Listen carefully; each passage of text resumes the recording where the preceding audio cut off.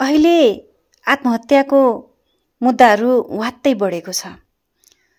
यसको गहिराईमा जाँदा कारण भनेको चाहिँ प्रेम सम्बन्धहरू हुँदो रहेछ। देखिँदाखेरि प्रेम केही होइन भन्नेहरू प्रेमले गर्दा एउटा मानिसलाई हत्यासम्म पुर्याउने रहेछ। यसको मूल कारण भनेको चाहिँ पुरुष भन्ने एउटा तत्व जसले महिलालाई कहिले पनि सम्मान दिन सक्दैन। मात्रै ऊ स्खलित हुनको लागि एउटा बाटो खोज्छ जसले उसलाई एउटा प्रेम भन्ने नाटक गर्दछ र महिलालाई आकर्षित गर्छ।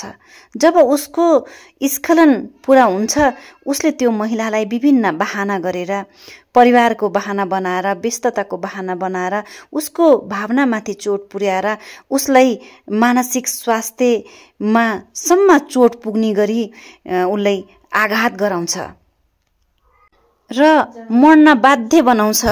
यो समाज, यो घर, यो परिवार सबैबाट विक्षिप्त भएर आत्महत्यालाई रोज्न बाध्य हुन्छन्।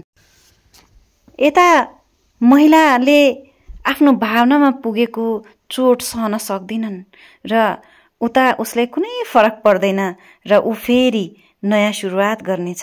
उसले अन्तैतिर नजर डुलाउन थाल्छ। यता विभिन्न बहाना गर्छ, कहिले व्यस्तता, कहिले घरको काम, कहिले अफिसको काम, कहिले मोबाइल नबोक्ने, हरेक कुरा बिरामीको बहाना र इग्नोर गरिरहेको हुन्छ। यता महिलाहरूले इग्नोरले कहिले सहन सक्दिन। इग्नोर भनेको एउटा आत्मसम्मानमाथिको ठुलो चोट हो जसले बारम्बार रुवाइरहन्छ, दुखाइरहन्छ अनि अन्तिम बाटो रहन्छ बाँकी आत्महत्याको अनि रोजाइ हुन्छ आत्महत्याको। के यो बाटो ठिक हो? के हामी साँच्चै पुरुषहरूको खेलौना हौं? के शारीरिक बलात्कारलाई मात्रै मान्यता दिने हो? बौद्धिक बलात्कारको जिम्मा कसले लिने हो अब?